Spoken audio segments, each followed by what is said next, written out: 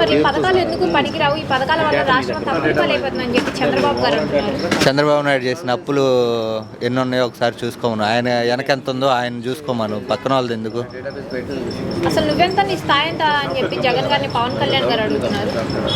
ఏందమ్మా నువ్వెంత, నీ స్థాయి ఎంత జగన్ అని చెప్పి పవన్ కళ్యాణ్. ఆయన స్థాయి ఏంటో ఆయనకు తెలుసా? ఫస్ట్ ఆయన స్థాయి ఆయన చూసుకొని తర్వాత జగన్ గారిని అనమను. జగన్ గారిని అనే స్థాయి ఆయనకు లేదు.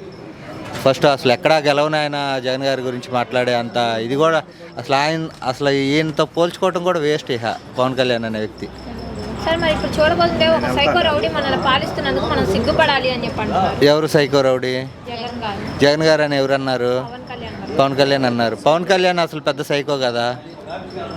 3 పెళ్ళిళ్ళు చేసుకొని అంతా వదిలేసి మళ్ళీ చంద్రబాబు నాయుడుతో కాపురం చేస్తున్నాడు అంటే ఆయన పెద్ద సైకో అనుకోవాలా? జగన్ సింగిల్గా వచ్చి పోరాడుతున్నందుకు జగన్ గారిని అనొచ్చా? టీడీపీ పార్టీ జనసేన పార్టీ కలిసి వస్తున్నాయి, ఇక వైసీపీ పార్టీకి దబ్బిడిదిబ్బడే అని చెప్పి. అమ్మా ఎంతమంది కలిసి వచ్చినా కానీ జగన్ గారిని ఏం చేయలేరమ్మా.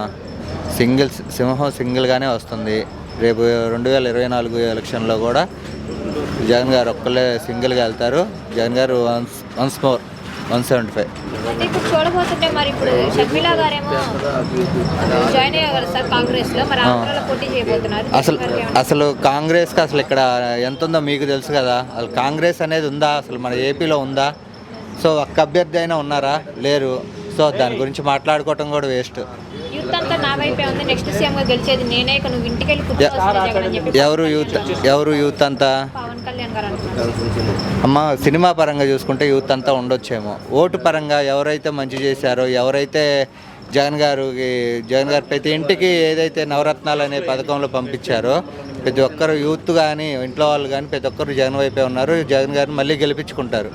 నెక్స్ట్ సీఎంగా జగన్ గారు గెలిస్తే మన రాష్ట్ర ప్రజలంతా బీహార్ కానీ పాకిస్తాన్ కానీ పారిపోవాలని చెప్పి పవన్ కళ్యాణ్ గారు అంటున్నారు. ముందు పవన్ కళ్యాణ్ కరెక్ట్గా హైదరాబాద్లో ఉండకుండా ఇక్కడ ఆంధ్రాలో ఉండి సరిగ్గా చూసుకోమని ఫస్ట్, తర్వాత జగన్ గారి గురించి మాట్లాడతాడు. 170 సీట్లలో 15 సీట్లు కూడా నీకు రావు జగన్, సీఎంగా గెలిచేది మేమే అని చెప్పి పవన్ కళ్యాణ్ గారు అంటున్నారు. ఒక విషయం చెప్పనా, పవన్ కళ్యాణ్ అనే వ్యక్తి టీడీపీతో కాకుండా సొంతగా అసలు ఎన్ని అయితే పోటీ చేయగలుగుతారో ఫస్ట్ అది చేయమను. ఫస్ట్ అసలు ఎన్ని నియోజకవర్గాల్లో పోటీ చేస్తాడో ముందు అది చెప్పమను, తర్వాత జగన్ గారి నుంచి చెప్తాడు. సార్ అయితే 170 సీట్లలో ఎన్ని సీట్లు వస్తాయి అనుకుంటున్నారు? 175. వై నాట్ 175 అమ్మా.